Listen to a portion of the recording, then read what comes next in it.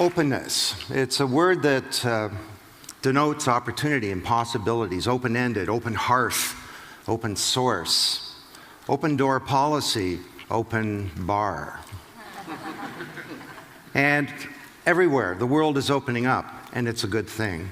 Why is this happening? A technology revolution is opening the world.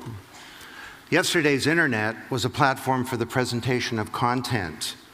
The internet of today is a platform for computation. The internet is becoming a giant global computer, and every time you go on it, you upload a video, you do a Google search, you remix something, you're programming this big global computer that we all share. Humanity is building a machine, and this enables us to collaborate in new ways. Collaboration can occur on an astronomical basis. Now, a new generation is opening up the world as well. I started studying kids about 15 years ago, so actually 20 years ago now, when I noticed how my own children were effortlessly able to use all this sophisticated technology. And at first I thought, my children are prodigies. But then I noticed all their friends were like them, so that was a bad theory.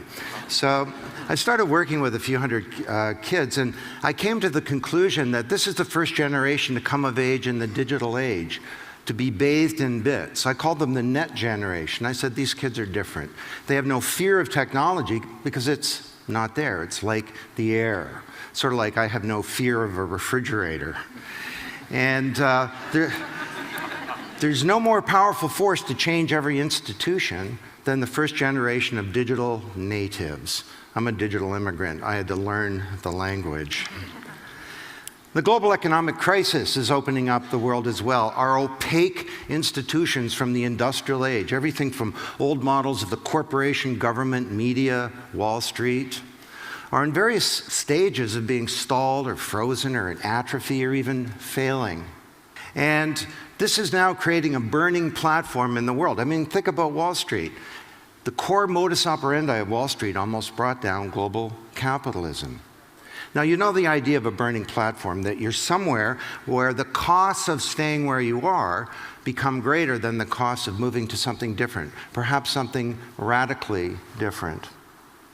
And we need to change and open up all of our institutions. So this technology push, a demographic kick from a new generation, and a demand pull from a new economic and global environment is causing the world to open up. Now, I think, in fact, we're at a turning point in human history where we can finally now rebuild many of the institutions of the industrial age around a new set of principles. Now, what is openness? Well, as it turns out, openness has a number of different meanings. And for each, there's a corresponding principle for the transformation of civilization. The first is collaboration. Now, this is openness in the sense of the boundaries of organizations becoming more porous and fluid and open. The guy in the picture here, I'll tell you a story, his name is Rob McEwen. I'd like to say, I have this think tank, we scour the world for amazing case studies. The reason I know this story is because he's my neighbor. He actually moved across the street from us, and he held a cocktail party to meet the neighbors. And he says, you're Don Tapscott. I've read some of your books. I said, great, what do you do? And he says, well, I used to be a banker, and now I'm a gold miner. And he tells me this amazing story. He takes over this gold mine, and his geologist can't tell him where the gold is. He gives them more money for geological data. They come back. They can't tell him where to go into production.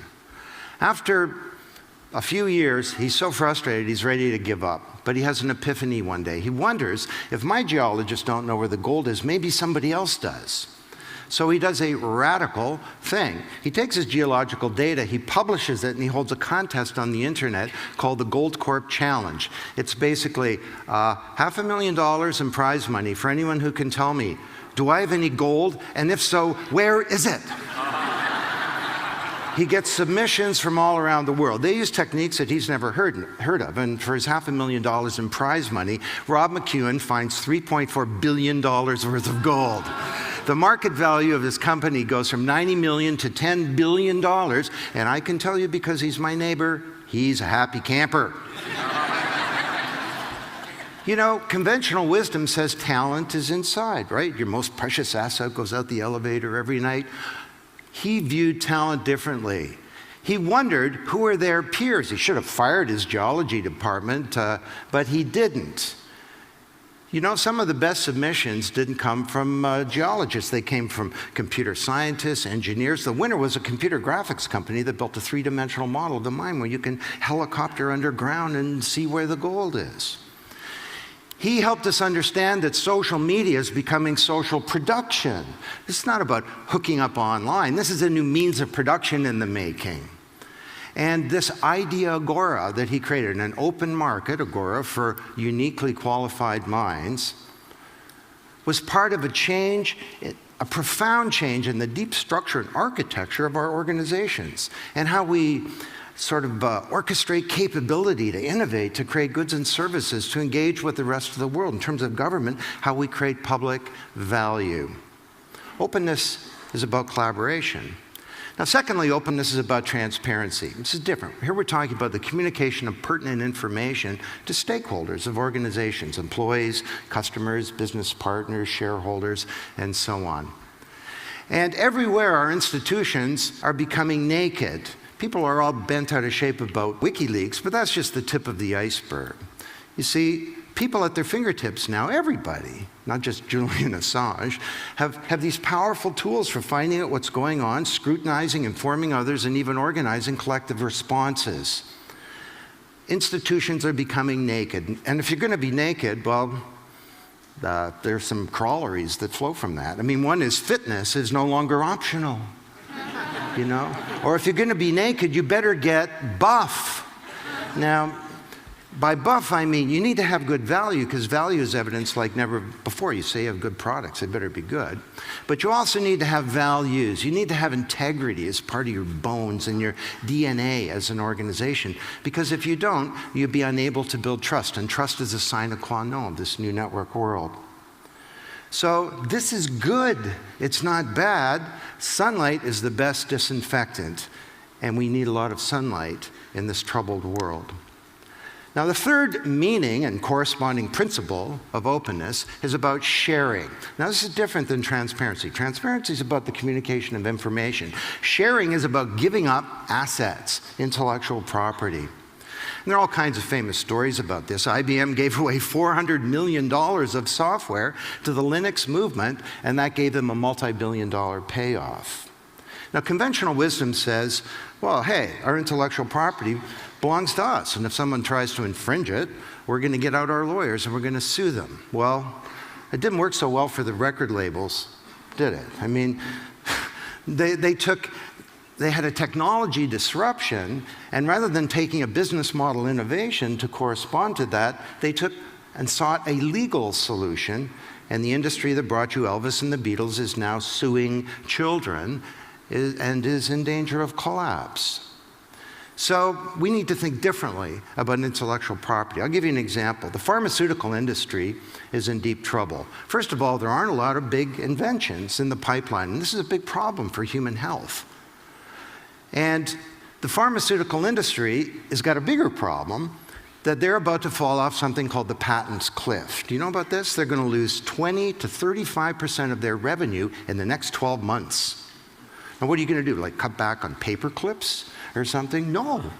We need to reinvent the whole model of scientific research. The pharmaceutical industry needs to place assets in a commons. They need to start sharing pre-competitive research. They need to start sharing clinical trial data. And in doing so, create a rising tide that could lift all boats, not just for the industry, but for humanity. Now, the fourth meaning of openness and corresponding principle is about empowerment. And I'm not talking about the motherhood sense here. Knowledge and intelligence is power. And as it becomes more distributed, there's a concomitant distribution and decentralization and disaggregation of power that's underway in the world today. The open world is bringing freedom. Now, take the Arab Spring. The debate about the role of social media and social change has been settled. You know, one word, Tunisia, and then it ended up having a whole bunch of other words too. But in the Tunisian revolution, the new media didn't cause the revolution, it was caused by injustice. Social media didn't create the revolution, it was created by a new generation of young people who wanted jobs and hope and who didn't want to be treated as subjects anymore. But just as the internet drops transaction and collaboration costs in business and government, it also drops the cost of dissent, of rebellion, and even insurrection in ways that people didn't understand. You know, during the Tunisian Revolution, snipers associated with the regime were killing unarmed students in the street. So the students would take their mobile devices, take a picture, triangulate the location, send that picture to friendly military units who'd come in and take out the snipers. You think that social media is about hooking up online? For these kids, it was a military tool to defend unarmed people from murderers. It was a tool of self-defense. You know, as we speak today, young people are being killed in Syria. And up until 3 months ago, if you were injured on the street, an ambulance would pick you up, take you to the hospital. You'd go in, say, with a broken leg, and you'd come out with a bullet in your head. So these 20-somethings created an alternative healthcare system where what they did is they used Twitter and basic publicly available tools that when someone's injured, a car would show up, it would pick them up, take them to a makeshift medical clinic where you'd get medical treatment as opposed to being executed. So this is a time of great change. Now, it's not without its problems. Up until 2 years ago, all revolutions in human history had a leadership. And when the old regime fell, the leadership and the organization would take power. Well, these wiki revolutions happen so fast, they create a vacuum, and politics abhors a vacuum, and unsavory forces can fill that. Typically the old regime or extremists or fundamentalist forces. You can see this playing out today in Egypt. But that doesn't matter because this is moving forward. The train has left the station. The cat is out of the bag. The horse is out of the bar. Help me out here, okay? The toothpaste is out of the tube. I mean, we're not putting this one back. The open world is bringing empowerment and freedom. I think at the end of these 4 days that you'll come to conclude that the arc of history is a positive one, and it's towards openness. If you go back a few hundred years, all around the world, it was a very closed society. It was agrarian, and the means of production and political system was called feudalism. And knowledge was concentrated in the church and the nobility. People didn't know about things. There was no concept of progress. You were born, you lived your life, and you died. But then Johannes Gutenberg came along with his great invention, and over time, the society opened up. People started to learn about things, and when they did, the institutions of feudal society appeared to be stalled or frozen or failing. It didn't make sense for the church to be responsible for medicine when people had knowledge. So we saw the Protestant Reformation. Martin Luther called the printing press God's highest act of grace. Creation of a corporation, science, the university, eventually the Industrial Revolution, and it was all good. But it came with a cost. And now, once again, the technology genie is out of the bottle, but this time it's different. The printing press gave us access to the written word. The internet enables each of us to be a producer. The printing press gave us access to recorded knowledge. The internet gives us access not just to information and knowledge, but to the intelligence contained in the cranium of other people on a global basis. To me, this is not an information age. It's an age of networked intelligence.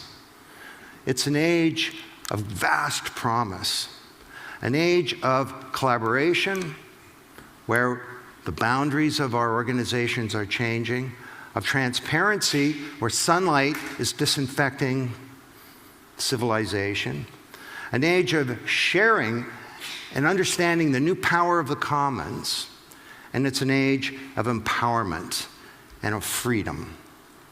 Now, what I'd like to do is, to close, to share with you some research that I've been doing.